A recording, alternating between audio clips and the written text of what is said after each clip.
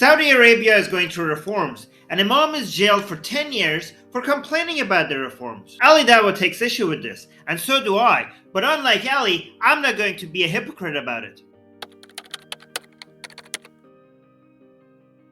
This is a story that is saddening. We're going to touch upon some stuff. Sheikh Saleh Al-Talib, who was the previous Imam at the Masjid of Mecca, was arrested and sentenced to 10 years. What did he say that caused him to be arrested? Saudi Crown Prince Mohammed bin Salman is trying to diversify the oil-dependent economy of Saudi Arabia. Since Mohammed bin Salman took control as Crown Prince, authorities have detained hundreds of clerics and imams who oppose his reform plans. This famous imam condemned concerts and other new events in Saudi Arabia for being un-Islamic. That's why he's in jail. It's not just imams and clerics. For example, just recently, Salma al-Shahab, who is a women's rights activist and a PhD student, was sentenced to 34 years in prison for just following and retweeting activists. For just following and retweeting. Following and retweeting activists. 34 years. Here is a clip of the sermon that he said, which led to his arrest and sentence of 10 years.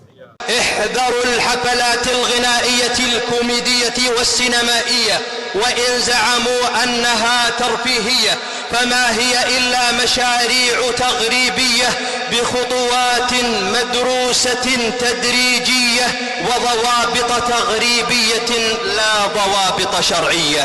ألبسوها أثوابا جذابة ومغرية وغلفوها بمعاني التغيير والتجديد للأفضل. ترفيه ليس لهم عندهم بدائل غير المجون والغناء والرقص والاختلاط. ما هو إلا عار وخزي ونذير شؤم على البلاد حينما يقدم الشواذ كقدوة للشباب. أيها المترفون المترفهون إنكم تنفقون أموال الناس على برامجكم التافهة بغير حق ولا فائدة تنفقونها ثم تكون عليكم حسرة ثم تغلبون. نعم ستغلبون في معركة القيم والأخلاق. سيغلبكم المجتمع الذي لا يزال ثابتا على دينه مهما تعثر أو ضعف. لن يقبل المجتمع أن يكون الترفيه مستوردا لأقذر ما في الثقافة الغربية لإفساده وتمييع عقيدته وقيمه وأخلاقه. ستغلب برامجكم حلقات تحفيظ القرآن الكريم التي تحاربونها. ستغلبكم مآذننا السامقة التي تدوي الله أكبر كل يوم وليلة 5 مرات فتلامس أسماعنا. I mean, he gets 10 years in prison. It's sickening. It's disgraceful. And it shows where the kingdom of Saudi Arabia is going. Okay, there are many ex-Muslims and critics of Islam who might be tempted to endorse Mohammed bin Salman's reforms. But you shouldn't. One of the main reasons why I'm against Islam is that Islam limits liberty. And as much as I enjoy being anti-Islamic, being pro-liberty takes priority. I come from a country where such reforms were attempted. In Iran, before the Islamic Revolution, the Shah, being influenced by Ataturk in Turkey, tried to take a stance against religious authority. There were other reforms like investment in infrastructure and education, and these were successful.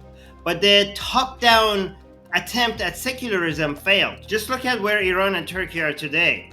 Both the Shah and Ataturk were trying to emulate the progress of the West, and they had a lot of success, except when it came to people's values. What they failed to realize is that Western countries' values changed from the bottom up, not ordered from above. Mohammed bin Salman is making a similar mistake. Why do you think I defend liberal values? To be loyal to my liberal tribe? Is it out of principle? For me, it's about the consequences. Liberal values simply work. They make everyone's lives better, including religious people's lives. This is why we don't pick and choose whose rights we defend. You're only a defender of human rights if you defend the rights of humans you hate. You're only a defender of free speech if you defend the expression of speech you despise. Mohammed bin Salman's oppression doesn't just threaten the people he's oppressing. It undermines the foundation that real progress is built upon. This is the difference between me and Ali Dawa. Ali likes what this Imam has to say. That is why he defends his right to free speech. I don't like what the Imam has to say, and I still defend the Imam's right to freedom of speech. Would Ali defend my right to freedom of speech?